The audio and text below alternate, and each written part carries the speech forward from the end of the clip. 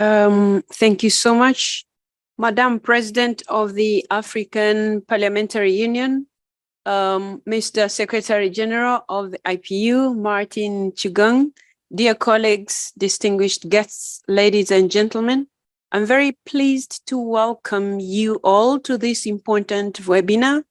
I feel happy that the first IPU event that I am opening as IPU President is for African parliaments, and that it will cover a vital issue requiring urgent attention for women, gender equality, and democracy at large. I also feel glad that this event is being hosted jointly with the African Parliamentary Union, underlining the excellent and long-standing collaboration between our two institutions, working together to support member parliaments in tackling violence against women in politics, not only in Africa, but all around the world.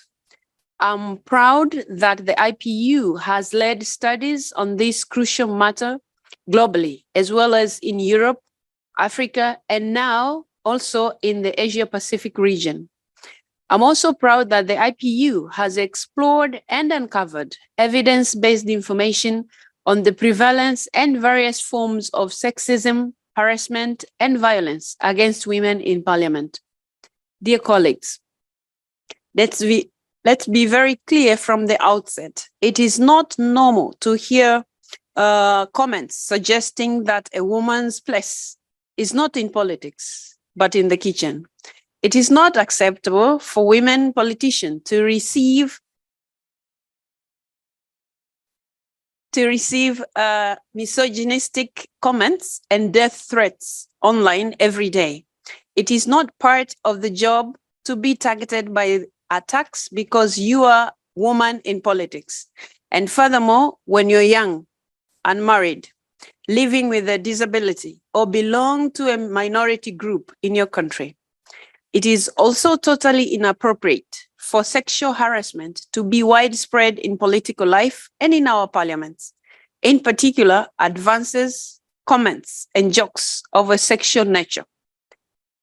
On this subject, I remind you that the IPU and APU study in Africa showed that 40% of the women parliamentarians surveyed had been sexually harassed. The good news is that since the IPU's initial work on these issues in 2016, awareness has been raised significantly. I am relieved to see that parliaments have begun to take action against this violence, including by using the IPU's guidelines on eliminating sexism, harassment, and violence against women in parliament. I am delighted that at the very start of my tenure as president of the IPU, our organization has adopted its own policy on preventing and addressing harassment, including sexual harassment at IPU assemblies and other IPU events. The parliamentary movement of institutional reform and accountability must continue and intensify. One of the main goals of the IPU is to help parliamentarians to be effective, inclusive, representative, and gender-sensitive institutions. And let me emphasize this.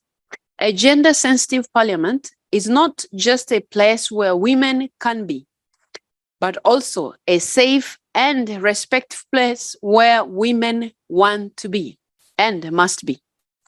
This means parliaments ought to be places where sexist language or behavior is not tolerated, and where gender-based violence cannot exist or prevail in any form. On this, I would encourage you all to draw inspiration from the IPU's Kigali Declaration on Gender Equality and Gender-Sensitive Parliaments adopted last year, in which our parliaments committed themselves to implementing strict policies with the objective of zero tolerance of violence against women, sexual harassment, and intimidation in parliament. Our parliaments also committed to establishing independent and effective complaint procedures with strong sanctions. Let's hurry up and put our words into action. Dialogue and exchange are essential dear colleagues and friends, to bring about the necessary changes, and this webinar is the real place to make it happen.